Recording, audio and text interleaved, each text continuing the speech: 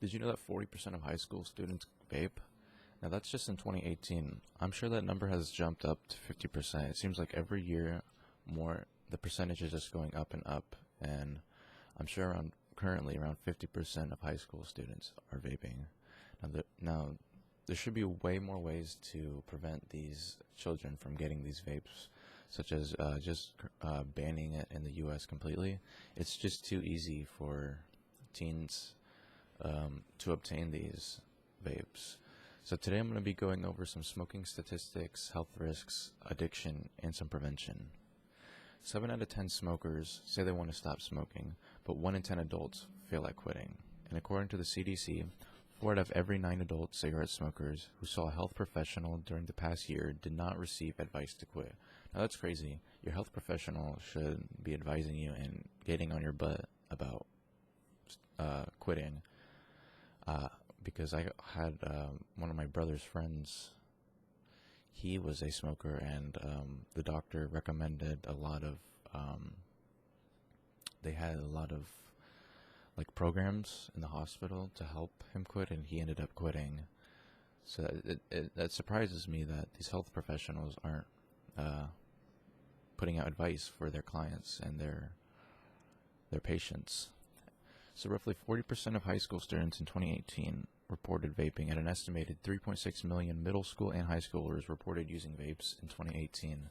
That's in 2018. I'm sure that number has jumped to 5 million, 10 million. I don't know, but I know currently it is a lot more than 3.6 million. And there are also over 460 e-cigarette brands on the market right now. If you compare that to tobacco products,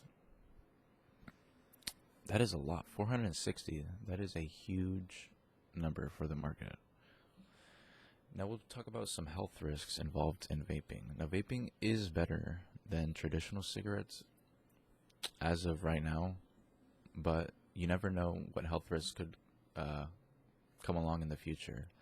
There's been an outbreak in lung disease and deaths with e-cigarettes, and according to Hopkins Medicine, as of January 21st, 2020, the Centers of Disease Control and Prevention, CDC, confirmed 60 deaths in patients with e-cigarette or vaping product use associated lung injury.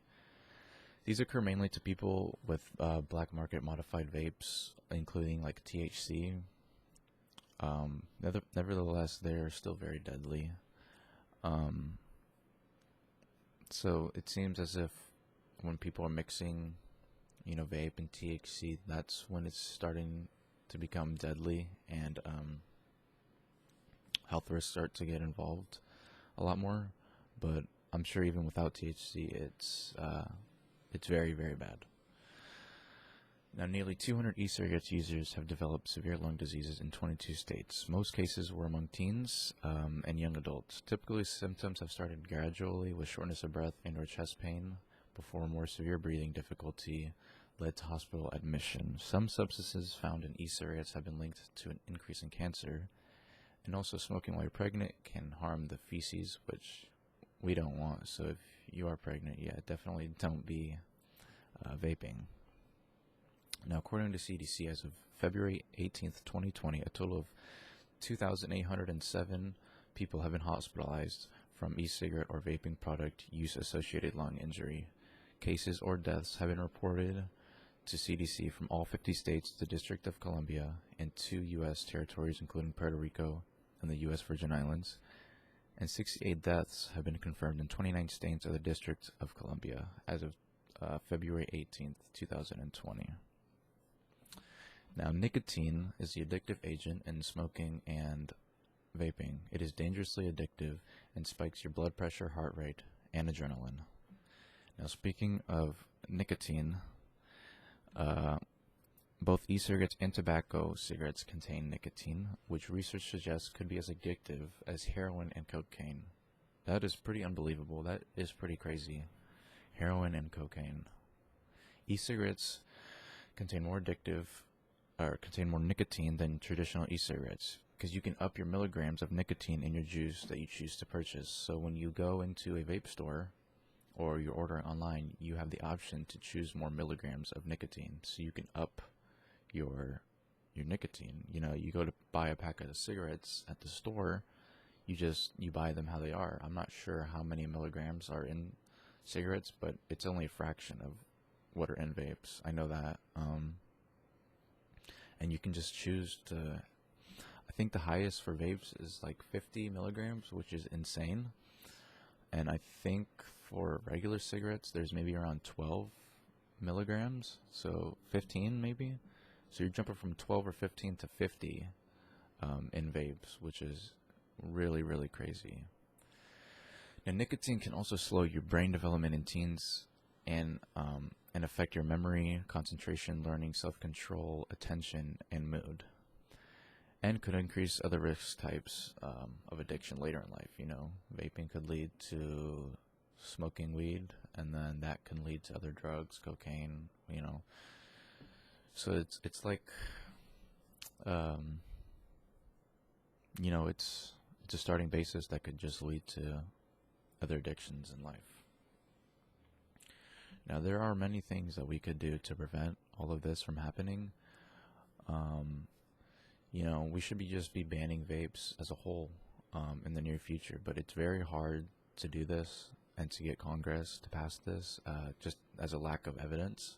Like Donald Trump a couple months ago, I believe before COVID happened, we had some deaths in the U.S. because of vape and hospitalizations, and he said that he was going to get it banned, and that it didn't get it banned. But they did increase the age limit to 21 in all states that weren't already 21. So that did help, or I'm sure it helped a little bit, but he just couldn't get it banned because of Congress due to lack of evidence. And there's also just a lot to vaping that we don't know. It could cause more issues than traditional cigarettes. There could be a lot more health risks. You know, in 10 years, 15 years, if you vaped, you know, you could see some illnesses. We just, nobody knows yet. Also, the average consumers could just save money by quitting. You know, I'm sure the average consumer spends around $20 to $50 a week in vape products. Also, previous tobacco users should try hotlines and nicotine patches. I've had some family that have smoked cigarettes, and nicotine patches just seem like the way to go rather than vaping, because then you're just continuing to smoke. So the next time the next time yourself or someone you care about think of vaping, just think of all the health risks, the deaths, and all the addiction that comes with it. You know, there's many ways to stop vaping, even though it can be very, very hard, but I would try nicotine patches. Those seem like they can be very, very helpful. Now, I personally know a good amount of people, my family and friends, that vape. You know, it's very, very easy to get addicted, and it may seem fun at first, but it will make your life hell in the future. Thank you.